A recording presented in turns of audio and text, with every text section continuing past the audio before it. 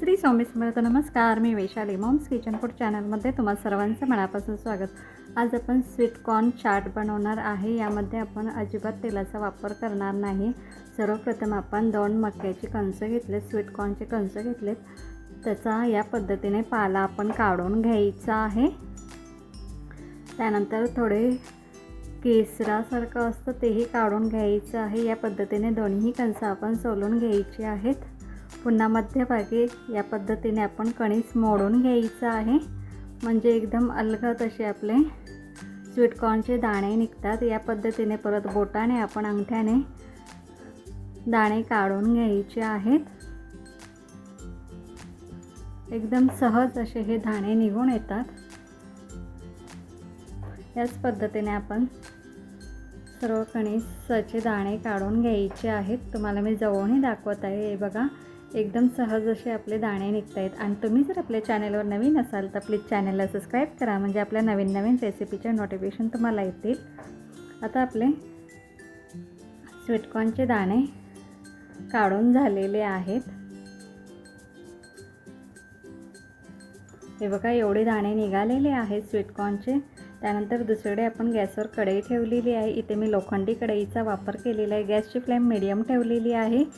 पुन्हा कढई गरम झाली की त्यामध्ये आपण स्वीट कॉर्नचे दाणे घालून घ्यायचे आहेत आणि चमच्याने सतत हलवत हे भाजून घ्यायचे आहेत.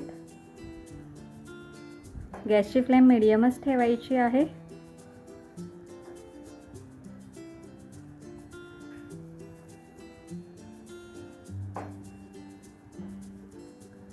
हे स्वीट कॉर्न चाट तुम्ही सकाळी नाश्त्याला किंवा संध्याकाळच्या छोट्याशा भुकेलाही खाऊ शकता. सतत चमच्याने हलवत आपण हे मीडियम गॅसवर भाजून घ्यायचं आहे. या पद्धतीने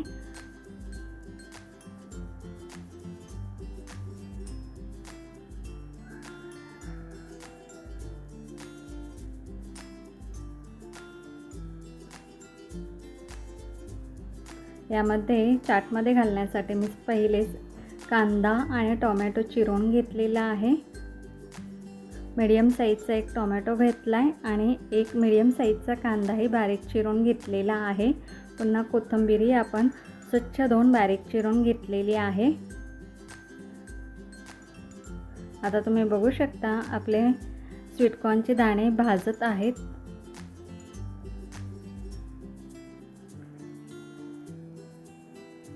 एकदम हेल्दी अशी ही चाट तयार होते. आता आपले स्वीट कॉर्नचे दाणे भाजल्या गेलेले आहेत. आता आपण गॅस बंद करायचा आहे आणि त्यामध्ये सर्वप्रथम मी इथे चाट मसाला घातलेला आहे अर्धा चमचा. पुन्हा लाल तिखट घातलेला आहे पाऊण चमचा. पुन्हा बारीक चिरून घेतलेला कांदा टोमॅटो घालणार आहे.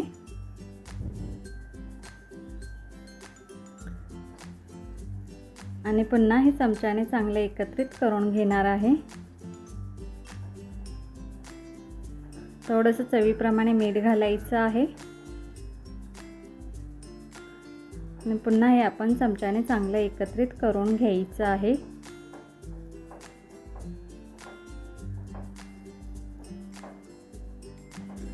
चांगलं एकत्रित करून झाल्यानंतर पुन्हा अर्ध्या लिंबाचा रस घालणार आहे. त्यामध्ये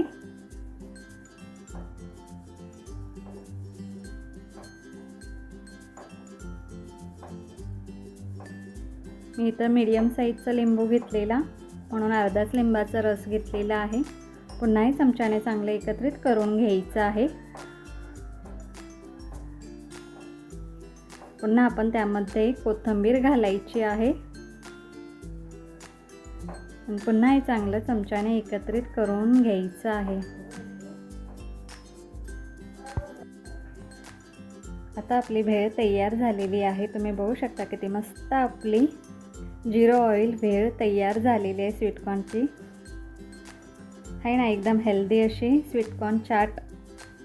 तर मग तुम्हाला माझी ही रेसिपी कशी वाटली हे कमेंट करून नक्की सांगा. आणि अशाच नवनवीन रेसिपी पाहण्यासाठी आपल्या मॉम्स किचन फूड चॅनलला लाईक करा, शेअर करा आणि सबस्क्राईब करा.